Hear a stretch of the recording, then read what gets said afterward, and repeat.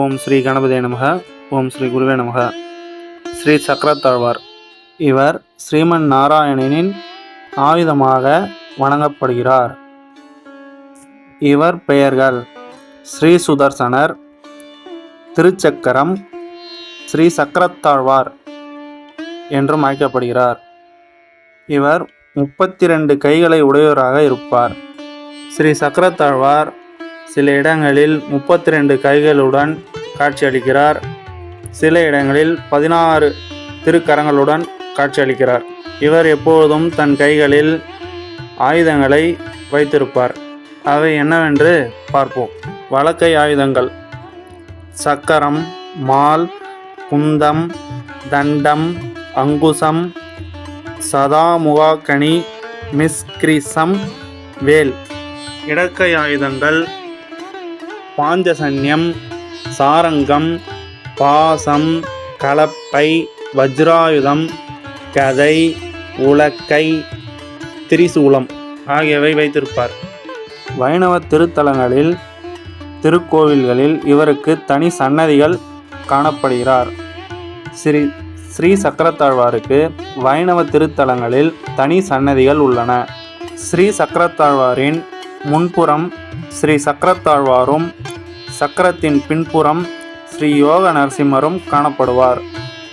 ஸ்ரீ சக்கரத்தாழ்வாரை வணங்கி சன்னதியை சுற்றி வரும்போது சன்னதியின் பின்புறம் துவாரத்தின் வழியே ஸ்ரீ யோக நரசிம்மரை தரிசனம் செய்யலாம்.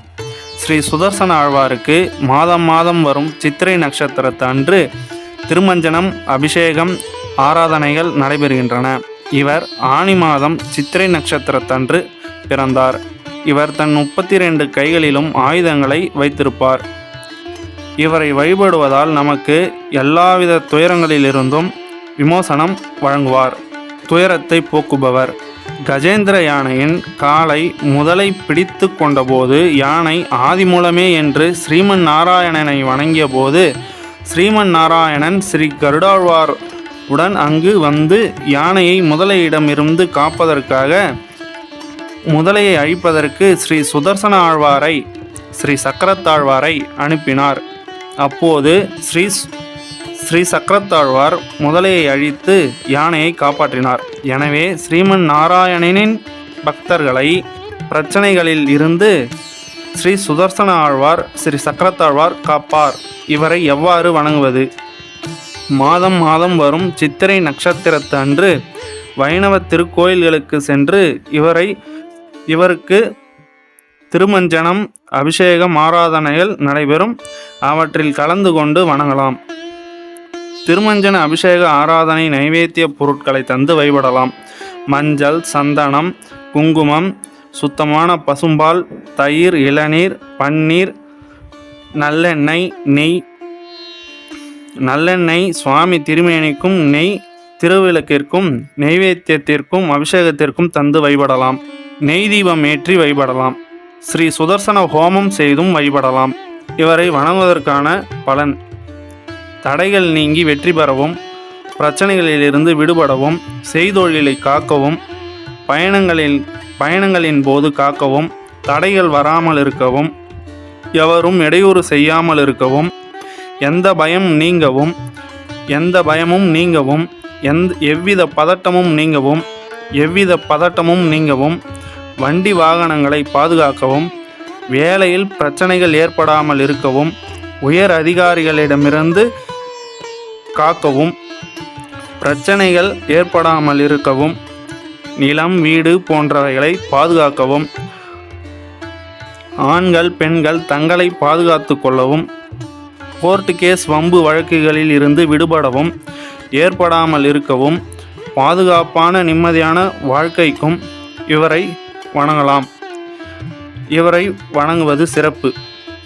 மேலும் மனப்போராட்டங்கள் நீங்கவும், எதிர்மறையான சிந்தனைகள் நீங்கவும், புத்தி தெளியவும், சிந்தனைகள் தெளியவும், சிந்தனைகள் தெளியவும், கடன்கள் நீங்கவும் இவரை வணங்குவது சிறப்பு.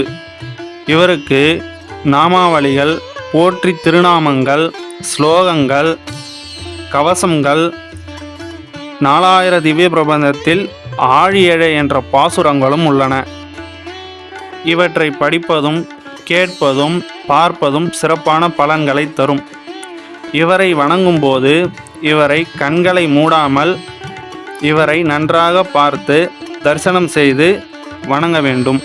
இவரை நாம் வணங்கும்போது நமது தேவைகளை இவரிடம் சொல்லும்போது இவர் நம் தேவைகளை உடனடியாக சக்கரம் போல் சுழன்று ஸ்ரீ நரசிம்ம பெருமானிடம் உடனடியாக தெரிவித்திடுவார். அதனால் நமது தேவைகள் உடனடியாக பூர்த்தி அடையும். ஸ்ரீ சக்கரத்தாழ்வாரை ஸ்ரீ சுதர்சன ஹோமம் செய்தும் வழிபடலாம். இவ்வாறு ஸ்ரீ சக்கரத்தாழ்வாரை வழிபடுவது மிகவும் சிறப்பு. இவர் வைணவ திருக்கோவில்களில் தனி சன்னதி பெற்றிருப்பதால் இவரை சன்னதியை சுற்றி வந்தும் வழிபடலாம். ஹோமம் செய்தும் திருமஞ்சனம் அபிஷேகம் ஆராதனைகள் நைவேத்தியம் செய்தும் நெய் தீபம் ஏற்றியும் வழிபடலாம்.